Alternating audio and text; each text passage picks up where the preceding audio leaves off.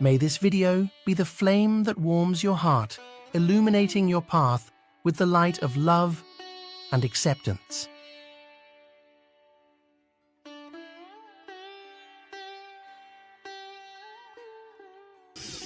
This is a quality that you will need. Your body says, enough, I've had it. But you're adamant. This is Hatha Yoga.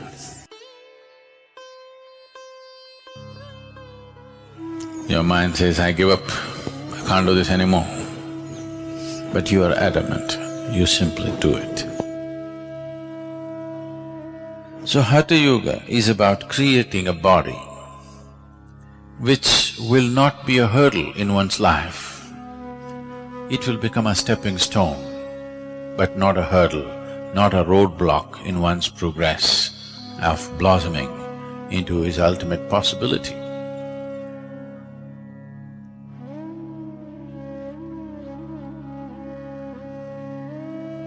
So simple tips. I am not known for giving tips. Bad reputation I have, but simple tips.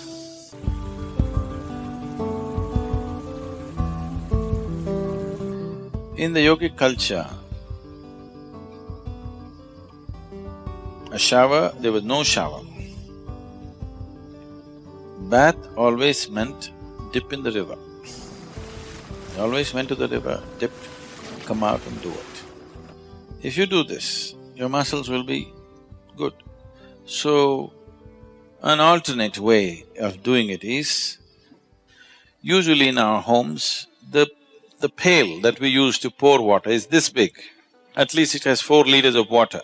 If you do this, the whole body, that's it, always… I'm not going to insist on this for the ladies, your hairstyles and everything, but always a bath means the first pail of water is on your head, always. Putting cold water on your body will shift the heat into your brain very rapidly, it should not happen.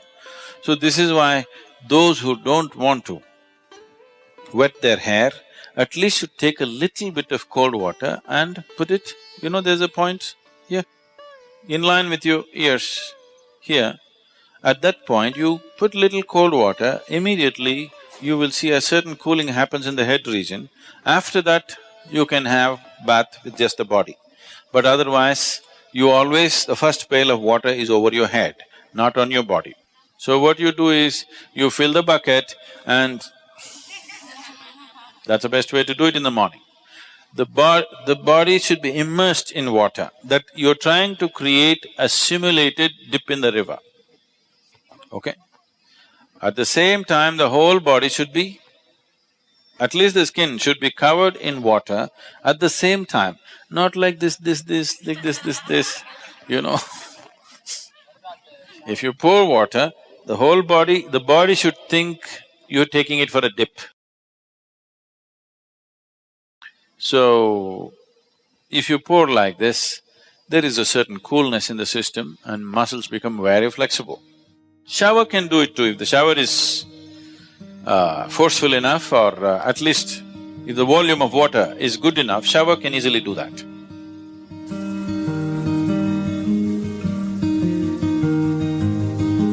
It's always best that we use water which is little cooler than the room temperature.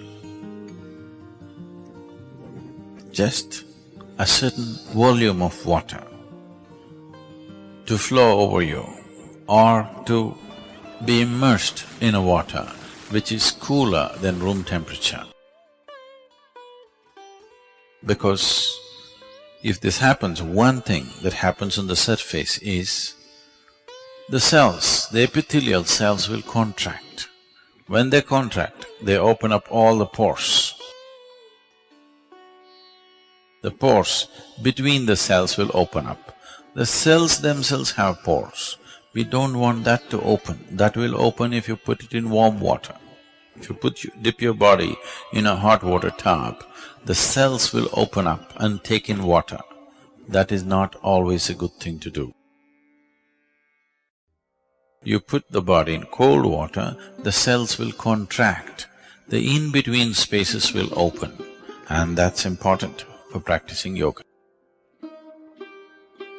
Because we want the cellular structure of the body to be charged with a different dimension of energy. If the cells contracts and allow space and then you practice your yoga, then the cellular structure in the body is charged. Why one person seems to be far more alive than the other is essentially because of this. And once your cellular structure is charged with energy, it will remain youthful for a very, very long time. When people are thinking, why the old bugger is still not dead, you still feeling like you're 25.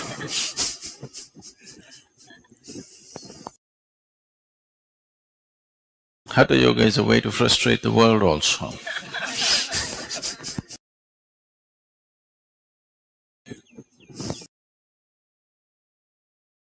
So, water which is cooler than the room temperature. In India, it is in South India at least, it's not so much of a problem, the water is always in that temperature, ideal place. But if you're in a colder country, if you're in a temperate climate, the water may be too cold. That is not good. The water must be, let's say, within 5 to 8 degrees centigrade lower than the room temperature, not more than that.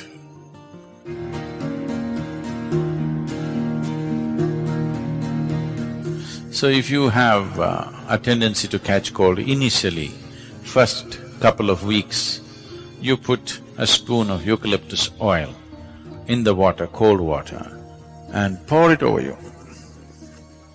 You will see your cold will go away, not because of the eucalyptus oil, just because of the cold water.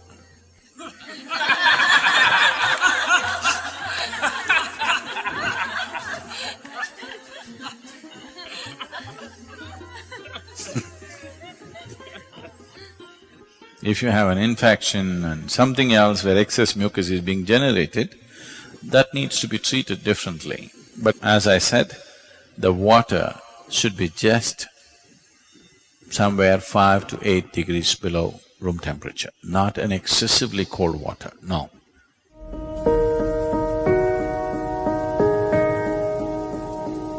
If there's any kind of interaction, any kind of mingling and mixing of whatever kind, if you're in a crowd for too long, when you go home, first thing is shower. You must do this. If it takes 3, 4, 5 showers in a day, it doesn't matter. For a sadhaka, it's good to shower many times a day. You shouldn't overdo it. But there were times when I used to shower minimum 5 to 7 times a day. Now it's come down to maybe 2 definitely, sometimes 3. 2 is a must for you. More is good. Any kind of physical contact happens with somebody, a period of more than, let's say, 6 minutes, if you're even holding somebody's hand, before you do yoga, it's best that you have a shower. This is not a cleansing thing.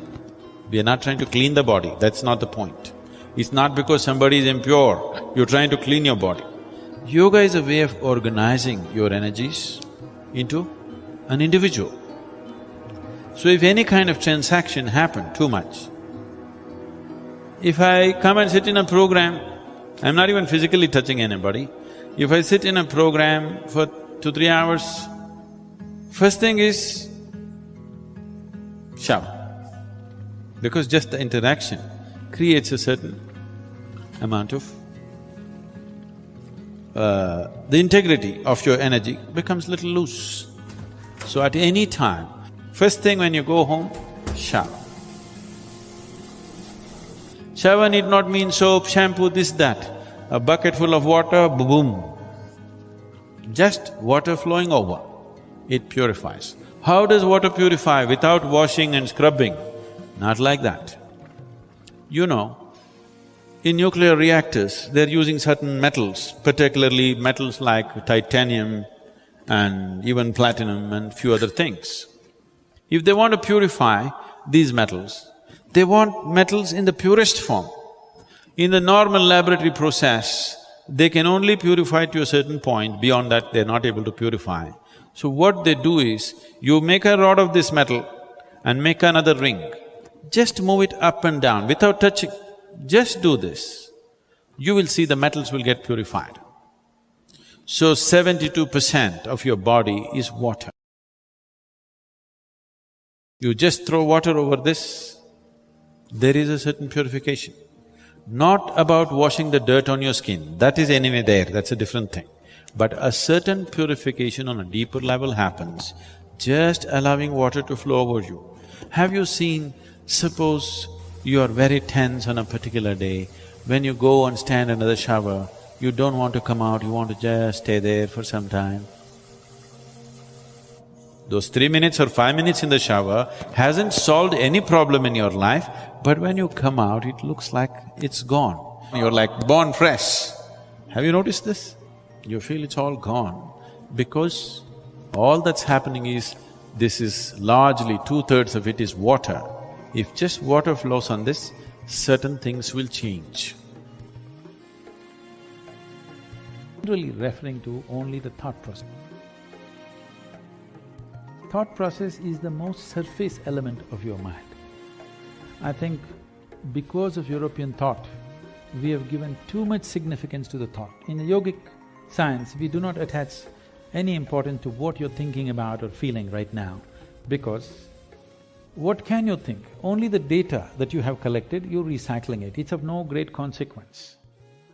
Whatever is in the surface of your mind keeps rolling, that is not of any consequence. What you're thinking and feeling right now is very surface of mind. There are deeper dimensions of the mind. In Sanskrit language, there are many words to describe the different states of mind. But now there is one aspect of the mind, for lack of time and stuff, I'll leave those things. There is one aspect of the mind which we refer to as chitta. Chitta is the innermost core of the mind, which is your connection with what we are referring to as consciousness. If your chitta becomes conscious, if your chitta acquires a certain level of conscious control, if you acquire, now you have access to your consciousness. What we are referring to as consciousness is that dimension which is neither physical, nor is it electrical, nor is it electromagnetic. It is a quantum leap from physical to non-physical dimension. A non-physical dimension being the lap of the existence. It is the non-physical in whose lap the physical is happening. Physical is a small happening. In this cosmos, not even 2% or not even 1% is physical, rest is non-physical. This non-physical dimension, in the yogic terminology, we use a specific sound which is connected with that dimension. Today it's all very highly distorted. We call this Shiva. That means that which is not.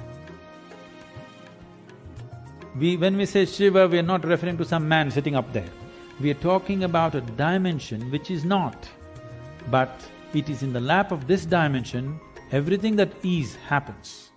So if your chitta becomes even mildly conscious, your ability to not only communicate an idea or a thought, even to deliver something is possible. Physically deliver something is possible. So, is it a possibility? Definitely it is. Right now, can we teach it to all these people? In theory, yes. But are they willing to work towards it? That's a question mark. One big problem is, our education systems are such, we have glorified our thought to such a place. First, to bring that down itself will take time. To make them understand the stupidity of their thought, it will take a whole lot of time. Because everybody thinks they're smart, but actually the smartest thing about most people is their phone.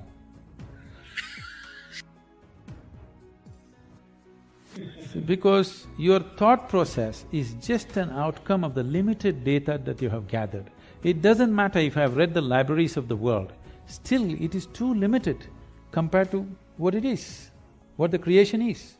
With all the scientific development, we still do not know how a leaf really works. We do not know how a single atom in its entirety we do not know with all the scientific exploration. So that should be humbling enough for everybody to know that we know how to use things, but we do not know what it is. It will take lifetime of attention to even grasp the fundamentals of what it is. So if people are willing to first of all understand, like the whims of their heart you just dismissed as dumb, okay? If they also understand the so-called smartness of their thought process and emotion is quite dumb, now it becomes easy. It becomes easy to train people that communication it's not like, now I want to generate this thought and give it to you, not like that. Things will happen to you before you think. What is best for you will simply happen to you even before you articulate in your mind. You don't have to ever think what you want to become, how you want to be. Life will just arrange itself. An intelligence beyond what you can contain in this bone box starts working for you, and it'll work. You heard of Ramanujam and others just opened a window with their Devi, and he becomes that kind of a mathematician, which is, even today after 1 century they're still trying to figure out what he said. And the mathematical calculations that he gave is the backbone for describing the black holes in the universe. When he was there was no word called black hole, nobody knew there is such a thing. When we say black hole, what we are talking about is the curve of time and gravity, which is something modern science is battling with. He made mathematical background for that. As the curve increases, what is in existence, physical existence, becomes non-existence. So this is what it is when we say yoga. You reduce the curve in such a way that what is largely physical becomes non-physical. Once it's non-physical, time and space is not an issue. Once time and space is not an issue, communication is simply there.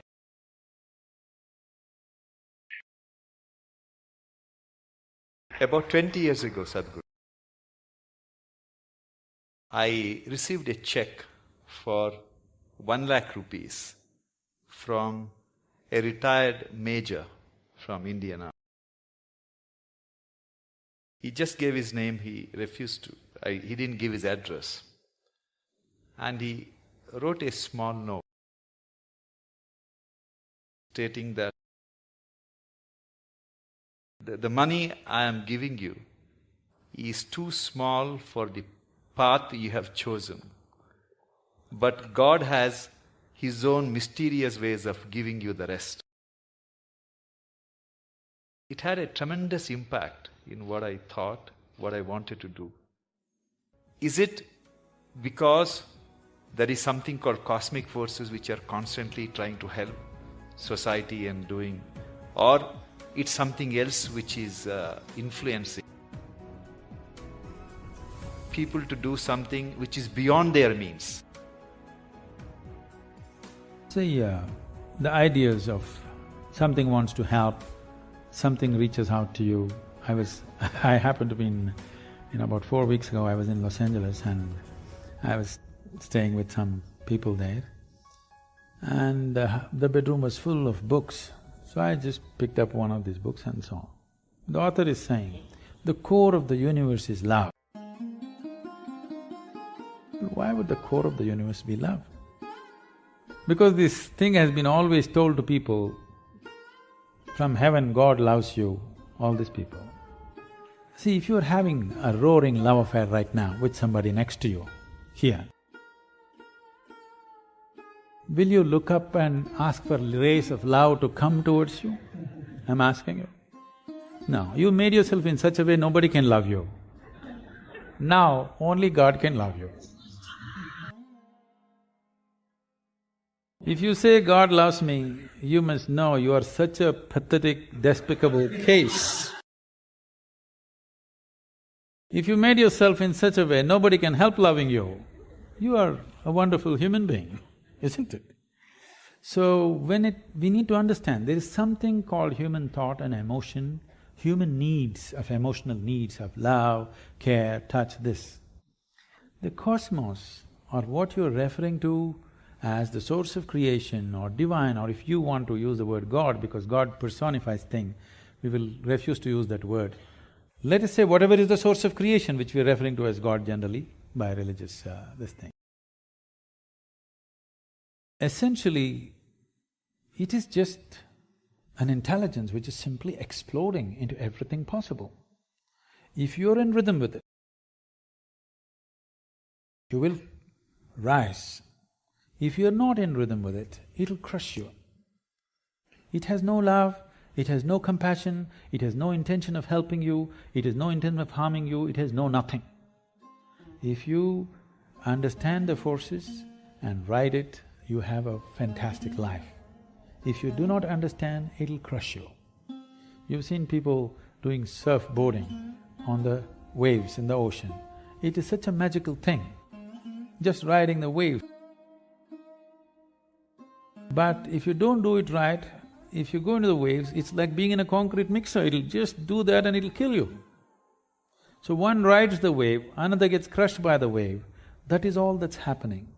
The rest is all human interpretations. This is the first thing we have to stop, that we do not extend our thought and emotion to the existence. This is relevant between you and me. This is relevant between you and your family members. You love them, I love you, you love me, all this fine. Don't look up at the sky and say, I love you. It will not say, I love you back, because it has no such need. It's pure existence. This is what you have to become. If you sit here, you are a complete existence by yourself. This is a full-fledged life. It does not need anything from anybody. It has everything. It is connected with everything in the universe. It does not need anything. But we want to play our games, okay, we can do all this stuff, but you need to understand right now, we are trying to extend our compulsions to the whole creation. It doesn't work like that. Existence is not trying to help you. You may be in tune with it, bingo, you are. Whether you got in tune with it consciously or unconsciously, somehow you got in tune. That's why Shankara said, yogaratova bhogaratava. That means somehow you do it, I don't care. Adi Shankara went to the extent of somehow you do it. You get it, man, that's important. How you get it, who cares? Sadhguru, I am constantly torn between my senior colleagues who are extremely skilled surgeons.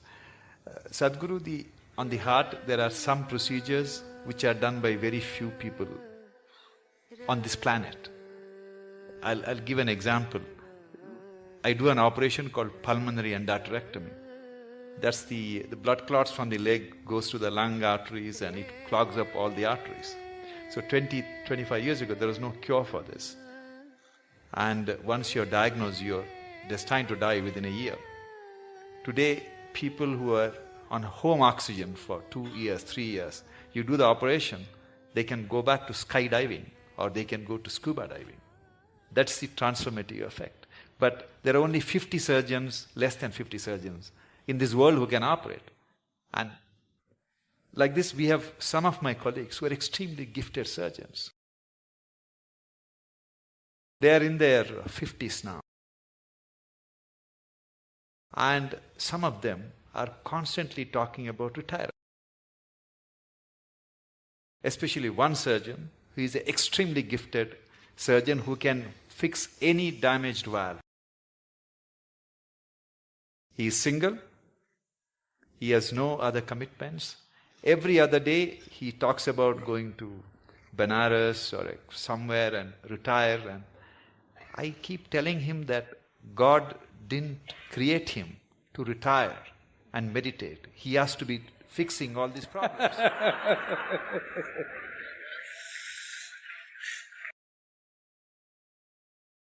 So he gives me extension every 6 months, Guruji. So at the end of 6 months, the usual rigmarole starts. He talks about retirement and everybody is depressed in the hospital. So how do you deal with this kind of people?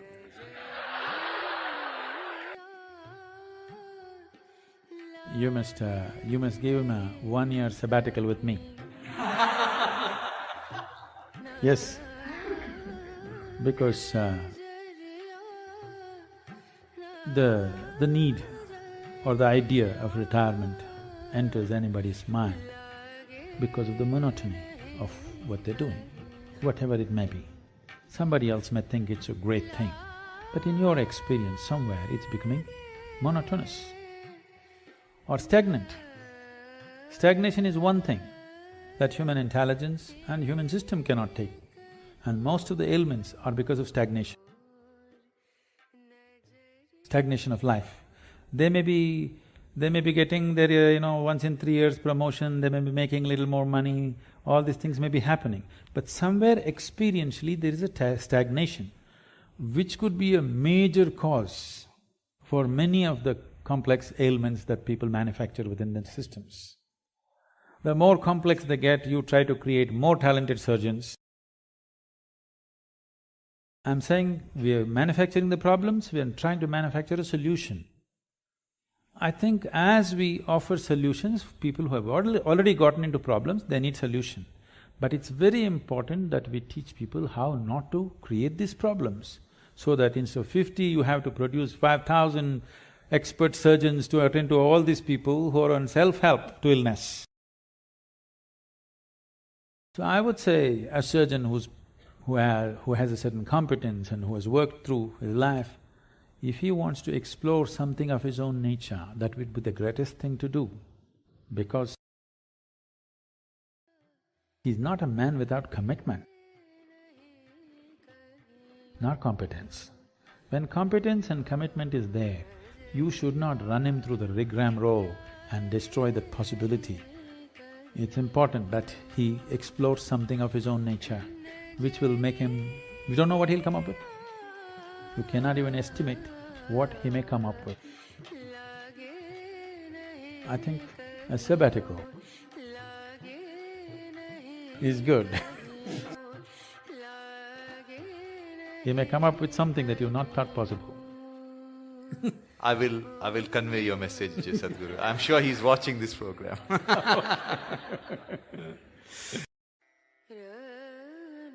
Sadhguru, I believe that talent is something which is grossly exaggerated in success. It's… when I was in medical school, I used to teach martial art. That was my passion. And every time a Bruce Lee's movie was released, all these school kids would come and join in hordes to martial arts schools. We used to call it Bruce Lee phenomenon. They're gone after 2 weeks. Yes. And I used to see some kids whose physique is meant for martial art, who have the natural flair, and I used to think, oh, this kid is going to get a black belt. And interestingly, Swamiji, after 6 months, they're never there. The guys who go up to the black belt and, do something very good in martial art are the ones who joined the school without any skills, without any talent, who worked very, very hard. For everything they had to sweat it out. But in the end, they are the ones who succeed. How do you explain this phenomenon? See, a variety of reasons, let me not go beyond this. For a variety of reasons, a certain individual could be born with a certain flair, physical flair, mental flair, emotional flair, style. 5-year-old child, one has style, other is clumsy. So the one with the style is not going to become necessarily a fashion thing. Somebody else who seems to be clumsy may grow into something else. Like, you don't know when a woman is pregnant, the child within that womb, whether it's a sage or a sorcerer, nor the woman know. Now the mother does not know whether she is producing a sage or a sorcerer or what. This is because I use the word coherence because of modern science is using that word.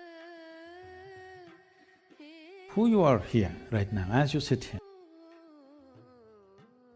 this is physics. Every subatomic particle is in constant contact with everything. What you call as cosmos is living life and it's a live mind. You have captured only one small part of it. If you work with only that one small part of what you have captured, both as life and as intelligence, you will function at a certain level. If you apply yourself to break the barriers of your limitations that you've set for yourself, then there is an intelligence beyond anybody's understanding, beyond anybody's estimate, which is available to you. Once this is available to you, people think you're superhuman. No, this is not about being superhuman. This is about realizing that being human is super. The immensity of being human has not been realized. So we are always making a kind of a mathematical calculation. Okay, if this person has this much IQ, maybe this is what he will become. This is what Newton's law, that everything that moves on this planet works to a mathematical precision or a geometric precision. That is, if you take a pendulum, the length of the pendulum will decide how it will swing. If you take a projectile, depending upon its mass, velocity and the trajectory, it will go to a certain place. That is not how the cosmos is working, because what you think is physical and not physical is all mixed up within this human being.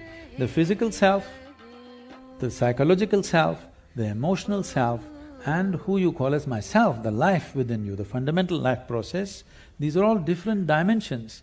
And the innermost core of who you are, which, because all the other words are corrupted, I'll use the word life or just you, what you call as me. This, if you allow it, if you do not identify it with any form, with your physical form or with other different identities that you take on, it has a way of being cohesive or collaborative with everything around.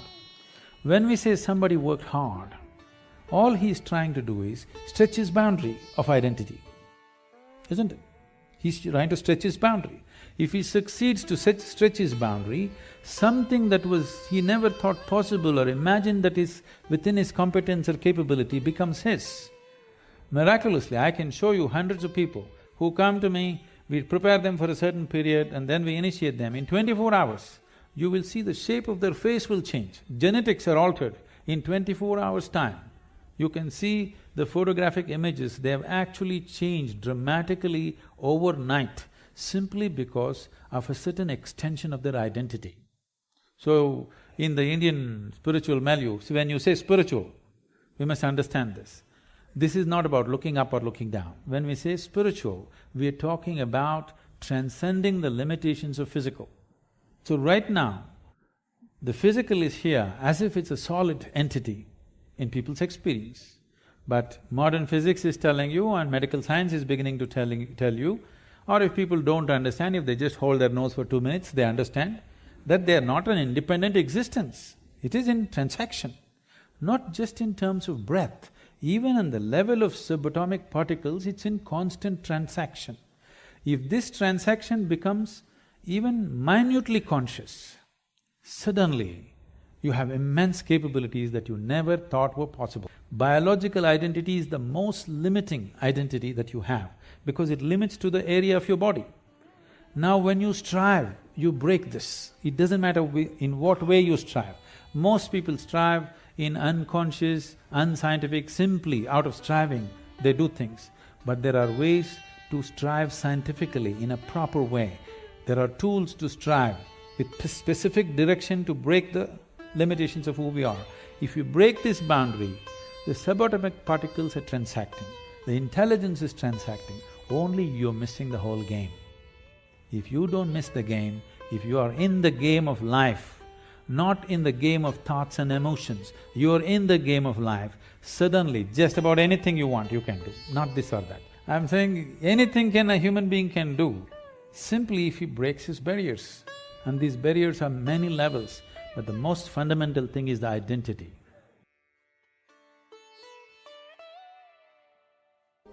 In the process of trying to keep myself going till the next birthday, I may cripple myself, it's possible. Even if it is so, I'm willing to stay, if it is going to go like a wildfire, but I don't see. I'm confirming this to you, for sure I'm not coming back. My moment in time, I'm fully sorted out. People around me are still thirsty to know and to grow. If they show little boredom in front of me, I'll be gone. They better know that. This will be very hard for you to digest.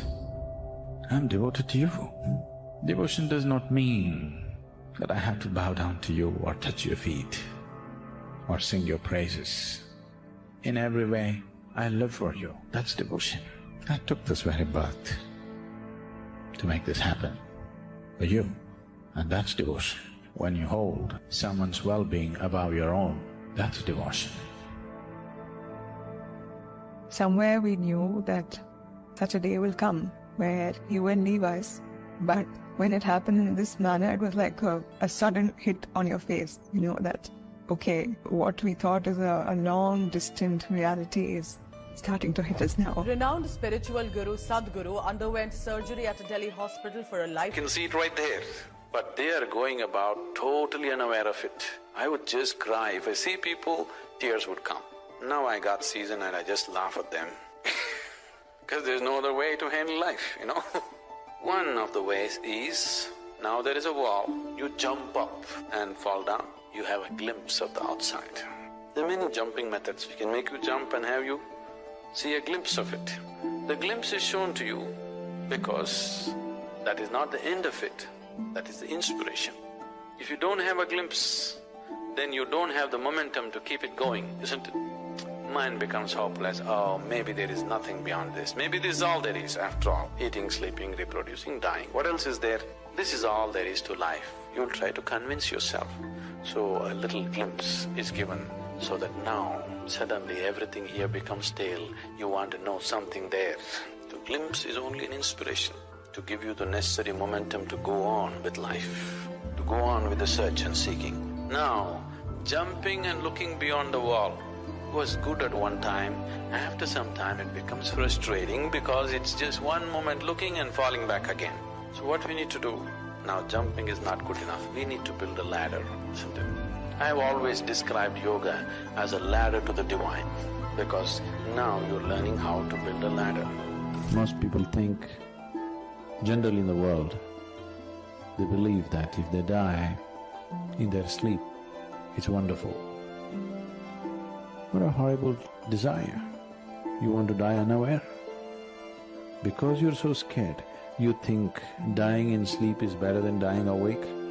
I want you to die fully awake.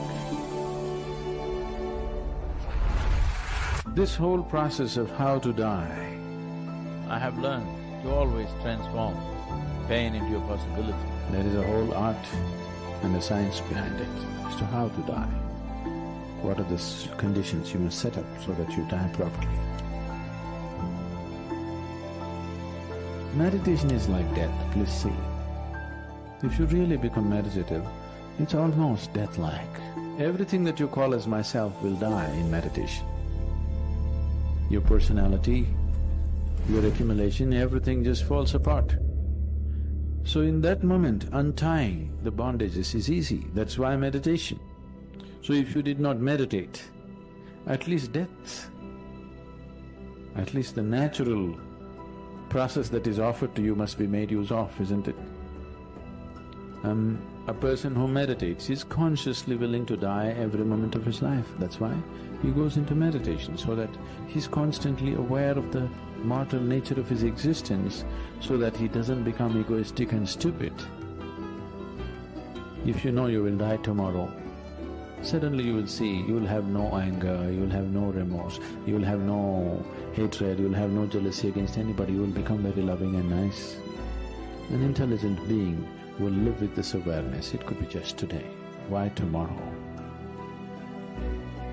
What you call as life is just a brief happening. Once you're constantly aware of this, you will come alive. When you live here thinking you're immortal and eternal, then you live a stupid life because you can always do it tomorrow, you know. When to do Shambhavi? Tomorrow. How could you just leave and go like this? We want you to be with us. Now, question is, look at the world, there is so much to be done. Why go? You're still too concerned about, what about me, what about me?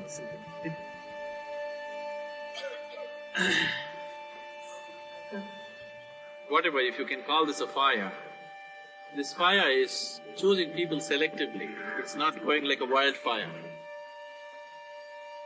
If it is really going to go like a wildfire, maybe we'll live for 100 years. But I don't see it that way, because people are still in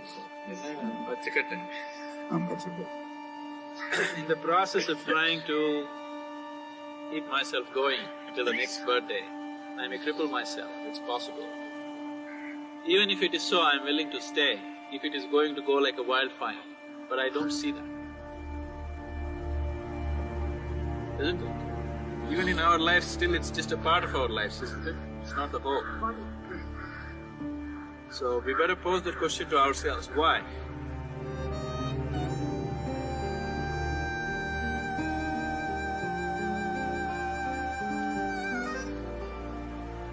It's a good grounding, a good reminder that we better buckle up. There's no question of lifetimes, this life.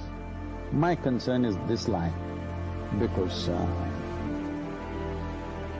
last round for me, so… If you're coming back 100 times over, you can live a stupid life. Now when you have decided this is your last life, you better live well, isn't it? Final run. Last lap must be the best lap, isn't it? The physical presence of the Guru is actually a hindrance. If physical presence is everything, that's called charisma, not grace. This is not charisma, this is grace. But I sit here, I don't sit here, I can run the satsang the same way. Only problem is you cannot remain focused, that is your problem. If you're willing to sit here, simply focused as you are right now, no video, no audio, no nothing, we'll still run the satsang wonderfully well, okay? It's just that… What?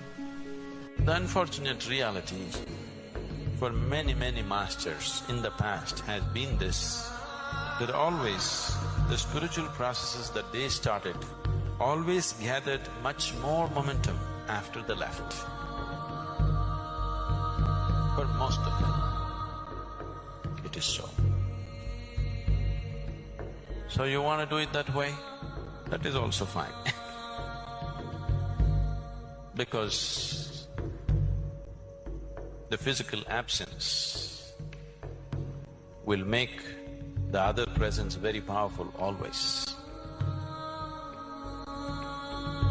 It is not just an emotion. The reality of physically being absent always enhances the other dimension much more. So, if such a thing happens tomorrow, that will also be to your benefit. You don't have to really concern about that. Tomorrow it won't happen. Someone asked me, Sadhguru J. Krishnamurti was a master of his intellect. Rajneesh was a master of controversy. What are you? I said, I'm a master of chaos. I know how to harness chaos. I can make a chaotic situation culminate into something fantastic. Suppose you leave tomorrow, is our spiritual journey going to end? Definitely not. Instead of piloting from outside, could be piloted from inside.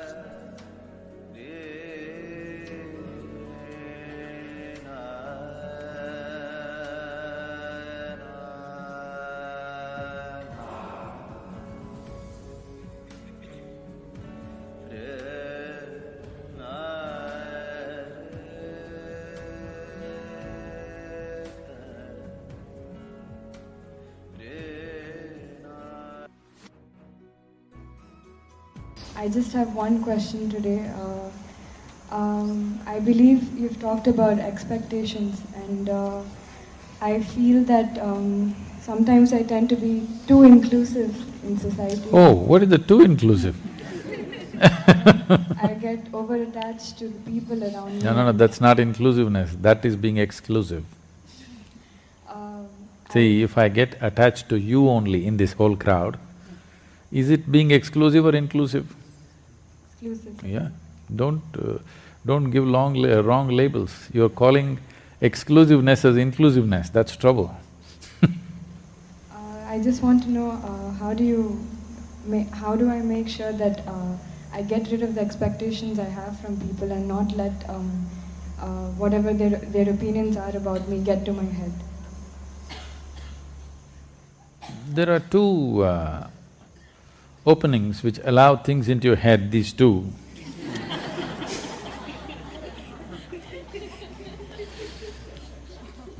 We can make Isha earplugs if you want. I didn't know there was demand for it. Our craft department can make Isha earplugs. Very organic, cotton ones, wooden ones, or just groundnuts, 2 groundnuts. High protein earplugs we can advertise. Now, what you call as attachment is a natural consequence of exclusiveness. The moment you choose between one and the other, getting tangled up with it is natural. See, we've already gone through this today. We accept both filth and fruit, but when it comes to eating, we choose the fruit. This is a choice we're making. When it comes to physical activity, we choose. But when we just sit here, where is the need to choose? For a specific activity, choices are made.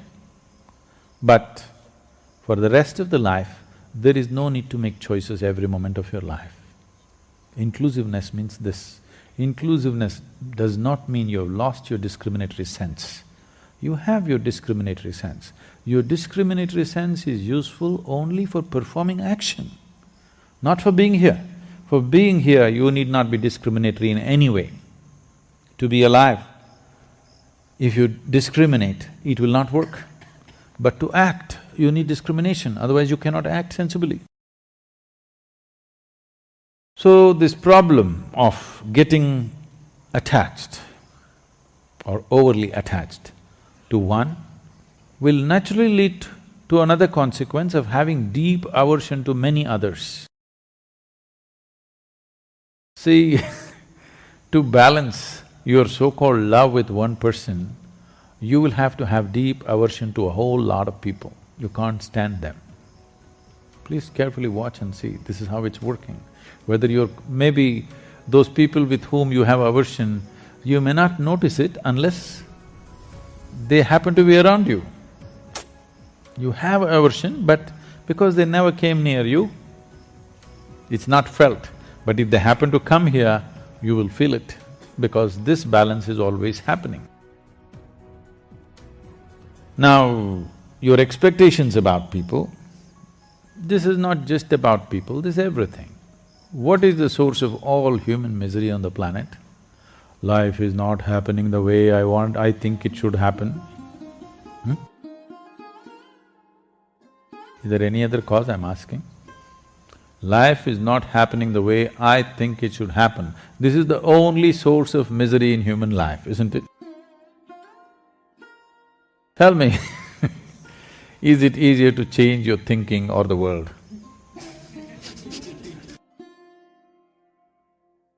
Changing your thinking is very easy, isn't it? And first of all, now, when what you think is so important for you, have you taken this faculty of thinking into your charge? No, you're in a state of mental diarrhea. If everything that happens in your thoughts come true in your life, you're finished. Fortunately, they're not coming true. My blessing is, may your dreams not come true. Because the way you're dreaming, if all of it happens, you're finished. Because your expectation is coming from a very limited picture of life. If you want your life to yield in a maximum way, even in material life, I'm saying, in a maximum way, I'm not talking about some spiritual dimension, just in your material life, if you want to yield maximum in this world, no expectations. You know Shunya meditation? No expectations. No expectation does not mean you don't have an orientation. It is just that you don't… every moment you don't go about calculating, oh, I didn't get what I want, I didn't get what I want did not happen. No, it's just that if you want to move in this direction, how far you will go will depend on how much gas you have, isn't it? And if you have expectation, you are wasting all your gas in simply revving up the engine all the time and you won't go far. This whole expectation overtaking you has happened to you because right from your childhood, people are asking, at the age of 3, people are, tell me what will you become? Will you become doctor? Will you become IT engineer? Some rubbish. At the age of 3, the expectations that parents have of their children is largely so unrealistic and stupid most of the time. It is neither good for them nor for the children, and many… right from your early age you cultivate the same trend. Let's do this much with life. See, all this problem is because happiness is a tomorrow thing. You understand? Why your expectations have such powerful grip on you is, happiness is a tomorrow thing, never a today thing. Because only if this and this happens, I will be happy. Now, as you get more miserable, as this and this gets little more away from you every day, instead of coming closer if it's going away, as you get more miserable, the power of the expectation becomes stronger and stronger. Right now, let's say you're really blissed out, but you want this to happen. We chased it, tomorrow instead of being closer, it's further away. It won't create any great amount of suffering, it will not. It will not create any suffering because you're joyful. So without fixing this, you're trying to do things in the world. Long time ago, it seems Krishna said, yogastaha kuru karmani. That means first establish in yoga, then act. But now you started your action in a mess, so you come to yoga. So we're trying to adjust this. You're still a young person, you do this much, forget about what you want in the world, from yourself, from the people, from the world. What you want, drop it. First establish this, that what happens within you is determined by you, nobody else but you. Just do this one thing, naturally you will choose to become pleasant. When you're very pleasant, still 10,000 things have not happened in my life. So what? With a joyful zest, I'll go after it. And the chances of fulfilling those expectations are far better. If they don't happen, who the hell cares anyway, because my experience of being here is wonderful whichever way.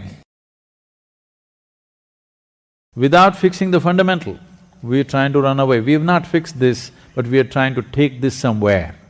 This is trouble.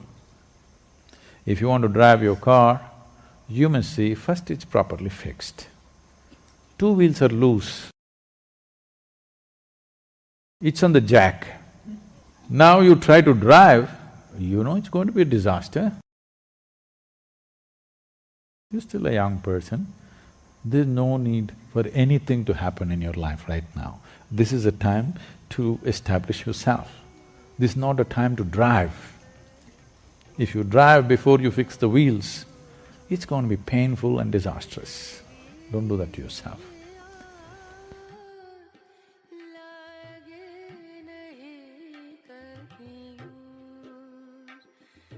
Sadhguru Namaskaram. How to conduct oneself when, when you have a very exploitative spouse, You're talking about how to conduct him or yourself? Myself. No, actually you want to know how to fix him, right? No, Sadhguru. So, this is very important. I'm particularly talking to you. Please sit down. It's very important that we are straight with life, you understand? What you want is your husband fixed, but because you're sitting in front of me, you're saying, Sadhguru, how do I fix myself to fit into this exploitation? Which is not the truth. You want to know how to fix the man. Yes or no? Please tell me, all the ladies.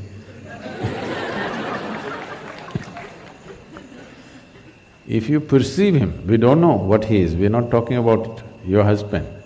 I do not know what he is, but if you perceive him as exploitative, obviously you want to fix him, isn't it?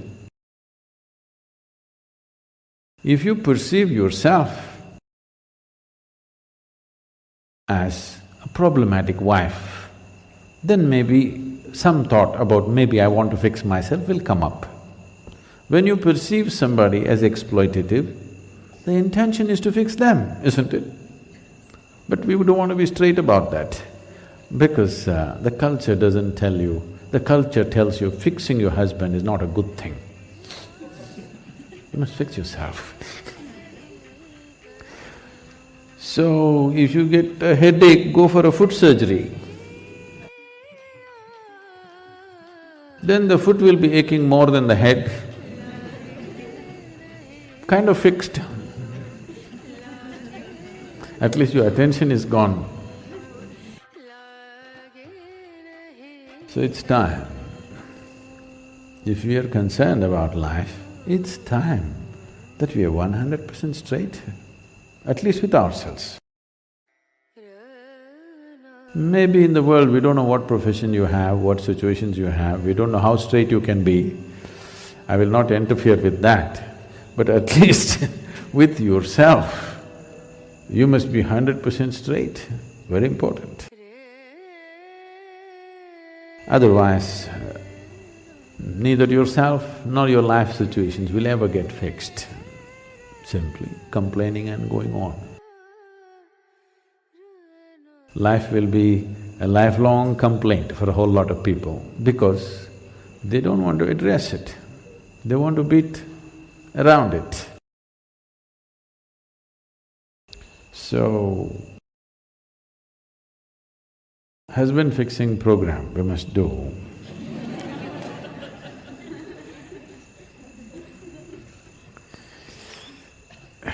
No, we fixed a whole lot of them because they became meditative and suddenly their exploitative nature went away because now they're busy with something else. So I don't want to get into a personal situation right now here, but you must bring meditativeness into you and into your family. This is something we have to invest into life now. If you are not able to fix your husband, at least you must have a wish that the next generation of husbands are not exploitative. If you're interested in that, you must make sure your little boy that you have right now, you must fix him now with some meditation. Yes? Meditation is not about fixing him against something. It is just that meditativeness means to become in such a way that you are not the source of the problem. Wherever you are a solution, you are not a problem. If you become a solution, everybody will want you wherever you are, isn't it? Whether it's your workplace, your family, on the street, wherever, whoever seems like a solution, that person everybody wants, yes or no? Either you're a problem or you're one who complains about problems, nobody wants to see your face. You must know this. But if you're a solution, everybody wants you, everywhere, including your husband. He will desperately want you if you are a solution to his life. Yes? So, it's important, not just you as a person, I'm saying everybody. It's important we understand. We need to understand. If we don't make this piece of life a pleasant piece of life, first of all, this is a fundamental thing. If you do this, after that you decide whether you need marriage, you don't need marriage, you need children, you don't need children, all these things you decide later. When this is miserable, you have no business to multiply it. Yes or no? Misery, I can't get along with my husband, I can't get along with my wife, already children coming, why? If you cannot get along, how is this happening? Because we have chosen to live unconsciously. I'm not saying live this way or that way. Whatever the hell you do it by choice and consciously, that's all. Knowing the full implications of what it means. Yes? That much responsibility everybody must take, isn't it? If you do not bring into this, you will be a lifelong complaint. I will not tell you how to deal with your marriage. You bring this much into your life. Before marriage, no, Sadhguru, I didn't want, but my parents, I got married. After marriage, I don't want to live in this marriage, but my children, After the children have grown up, but I have to wait for my grandchildren. See, you have made yourself in such a way that you are a result of an unconscious process. You are not a result of a conscious process. When you are a result of an unconscious process, you are bound to be a miserable accident. Yes.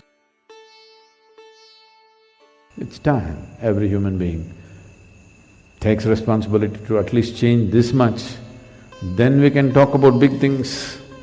Reaching the peak of your consciousness, mukti, moksha, don't utter these words cheaply. Don't utter these words. First fix the fundamentals. The fundamentals are just this, whatever the hell you are right now, it's yours.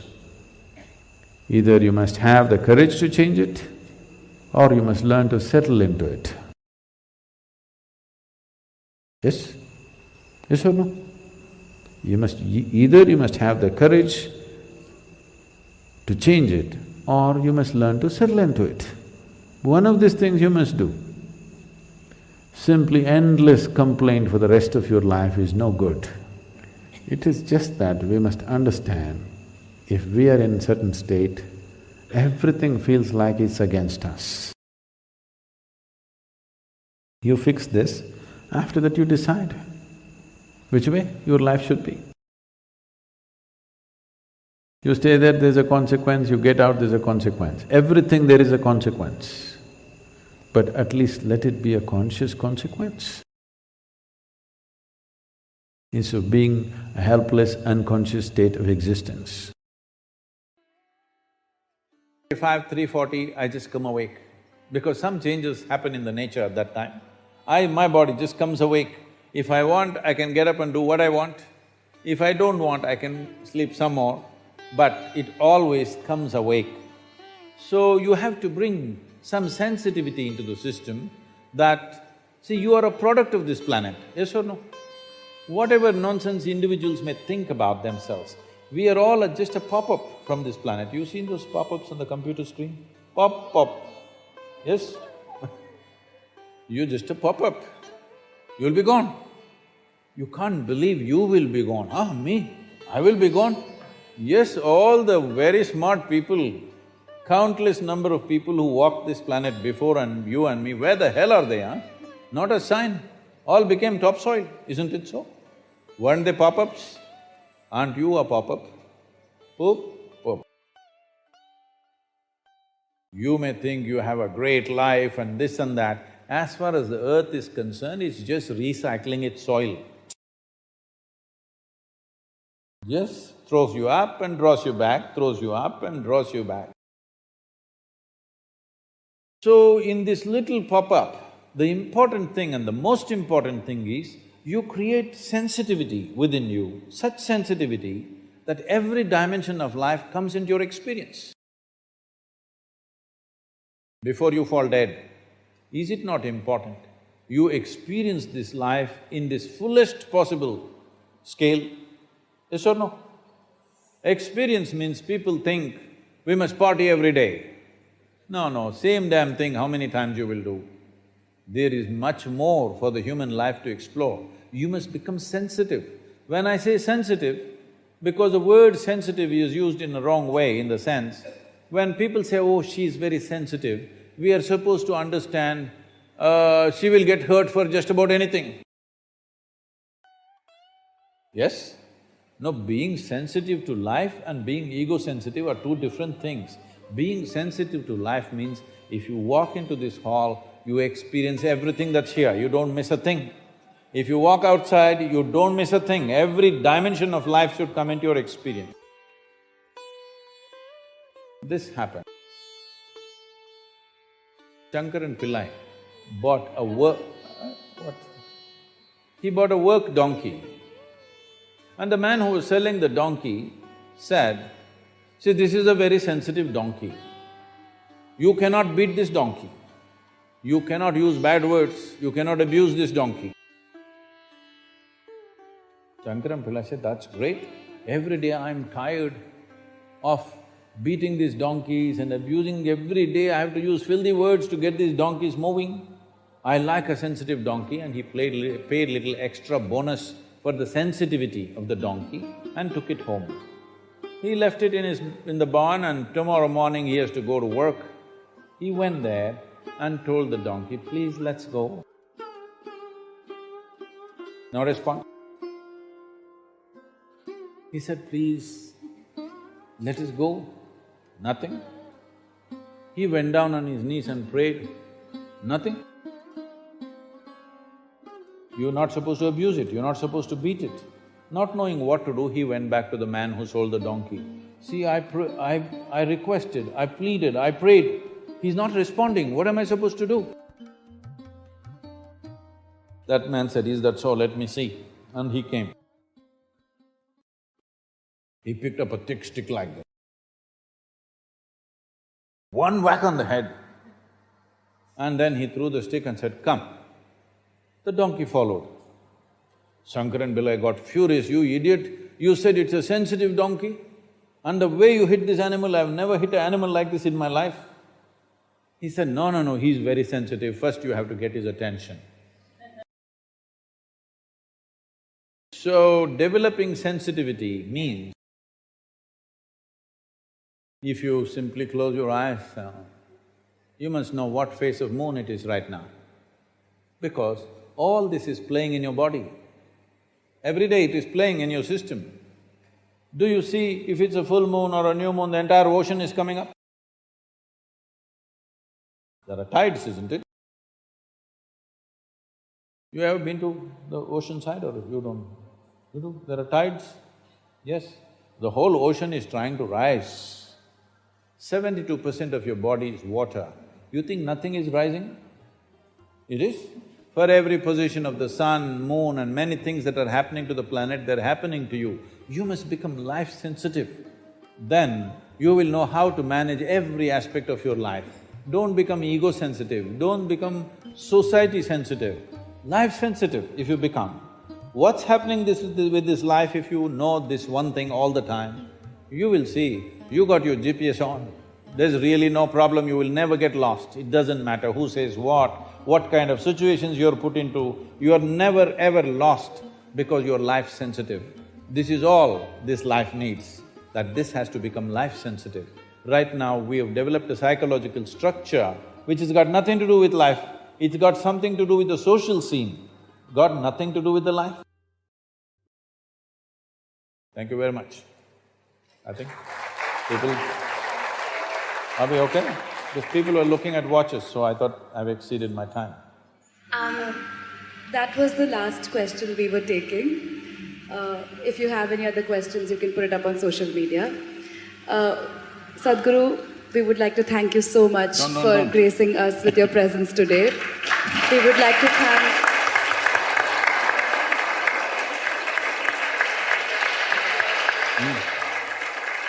Well, I would like to say a few words. All of you young girls or women or however we refer to you, you look like girls to me. That may be because of my… See, I want you to understand, everywhere in the world, but particularly in our country, so many young women of your age in rural India, in various other levels of society, what all they're going through in terms of lack of nourishment, lack of education, abuse, all kinds of terrible things, no opportunity of any kind. All of you have come into a premier institution like this. Make this a possibility, don't get tangled up with your own thoughts, emotions and make a misery out of this life. You must become a great possibility for yourself and every other life around you. Beyond gender, beyond race and religion, even beyond nationality, just function as a human being. This education should become an empowerment to empower you to become a great human being, because without producing great human beings, we are not going to produce a great nation.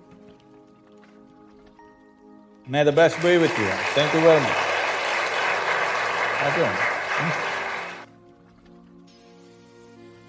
First of all, you must understand what is inside, okay, and what is outside. If you do not understand what is inside and outside, then you will go to all the wrong places. Now, what is inside? Your body, accumulated over a period of time, yes or no? Hello? No? What you accumulate can be yours, cannot be you. Is that much clear? Whatever it may be. What you accumulate can be yours, cannot be you.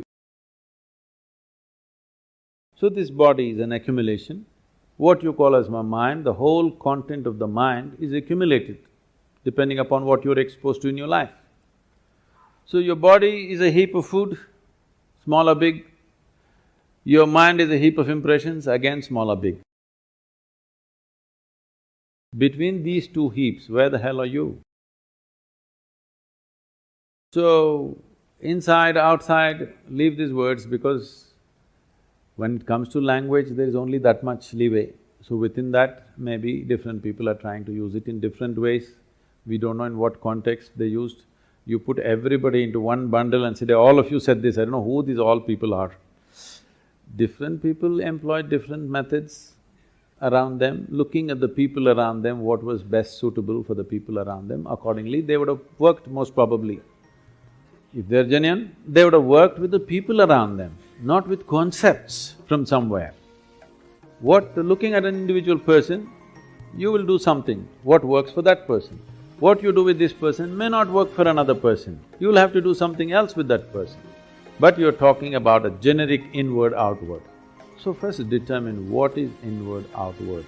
Everything is outward right now. The world is outside, body is also external material, all the material in the mind also is external. So what is this inward you're talking about? Then you will immediately say, Atma, Paramatma, soul, this one. Now you're going into belief system. You don't know. You know you have a body, yes? Hello? Yes. Please check your neighbors. You know you have a body. You believe you have a mind.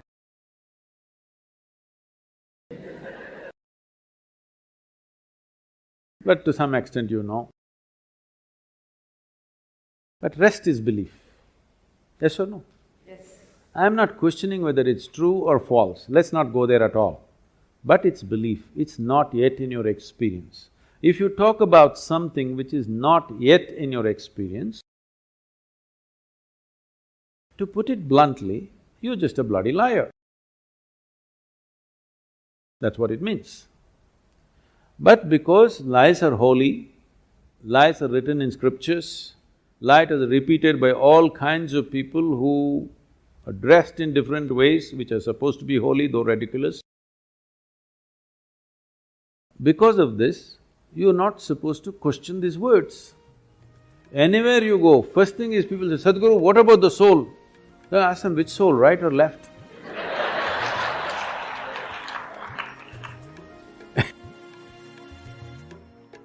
So, let's not talk about something that is not in your experience. Right now, your body is in your experience to some extent, your mind is in your experience to some extent, rest you don't know.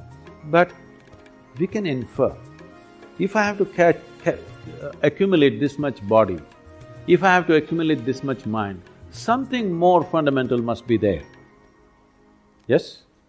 Something more fundamental must be there. We don't know what the hell it is. For now, we will call it you. How you will go into yourself? I'm asking.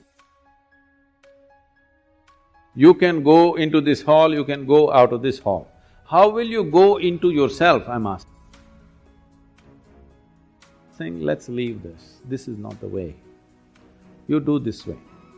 What is not you, all those things you keep it aside. Before today, before you go to bed, everything that's not you, keep it aside. They may be precious to you. You think about it, your house, is it you? Oh, my house.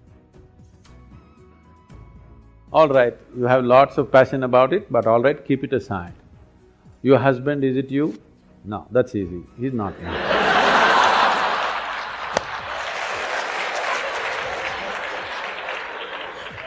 My children, are they me? Oh, little difficulty, but no, they're not me. They're beginning to tell you, if they're 12, they've already told you. So the clothes that you wear, is that you? No.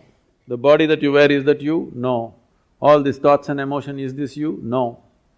Everything that's not you, keep it in one heap. Not physically, just do this mentally. Keep everything aside. Let me see. Every day you practice this. One day when you successfully keep everything aside that you are not, what you are will be there.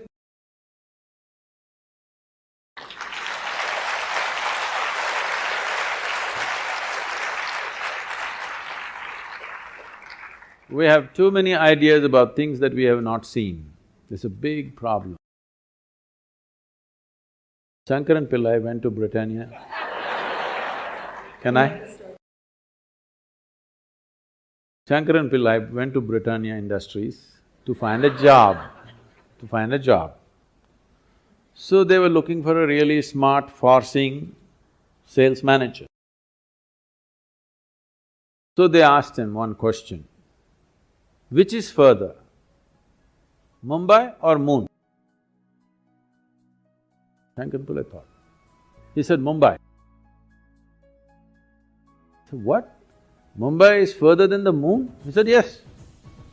How? Well, I can see the moon, I can't see Mumbai. So what I'm saying is, if you go by your present perception, you'll get all the wrong conclusions. So don't be in a rush to make conclusion. Let's pay a little more attention. You are a worthwhile life which deserves some attention, isn't it? Don't seek other people's attention. Your own attention, doesn't this life deserve attention? Pay attention to this, enough attention, everything will be clear. Everything about you, you're asking me, if I tell you what you have some more words. Some more words you have, that will not get you anywhere near the truth. One more word or 10 more words doesn't get you any closer to reality, just you'll have more things to say to somebody else. This kind of hearsay is spreading in the world. Everybody knows where God is, who his wife is, how many children he has, when is his birthday, his address. In every bhajan, people are singing his address, where he is and how to get him. But they don't know a damn thing about themselves. This kind of, a very knowledgeable ignorance is dangerous, no? If you do not know, it's not a problem. If I say I do not know, the possibility of knowing is always there, isn't it? If I do not know and I think I know, then I've destroyed all possibilities. So, we have arrived at many things. We know, in every culture they know what is the nature of God, where he resides, how the ambience is there and the works, you know. Everybody knows the geography of the heavens, isn't it, don't you? But you don't know a damn thing about yourself. It's time to pay attention, because everything you know it only the way it's projected in the firmament of your mind. You don't know anything any other way, yes or no? So, what you need to fix is, you are seeing everything in a mirror of your mind, and the mirror is wonky. First fix it. First thing is to make it stable, black, proper plain mirror, so that you see everything the way it is. Does a plain mirror show you everything the way it is? Everything reverse, you know. Then you will have to flip it, that'll take much more skill. Most people can't flip a dosa. Now, to flip the whole universe, the whole life that is reflecting in your mind, to flip it over without shattering it into pieces will take much more. But the first thing is to level out the mirror so that it shows you everything the way it is, not some other way. Right now, everything is seen depending upon how you're identified with something. Every identity has distorted the mirror of your mind, and it shows you things in completely different way than the way it is. First thing is, stop talking about things that you do not know.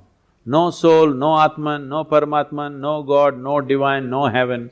Talk about something that you know, and then the longing to take the next step will become strong.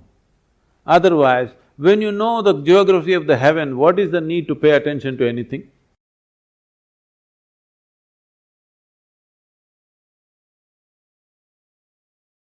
Be a multiplier of love and knowledge. Share this video with those you love, and together, let's spread light throughout the world.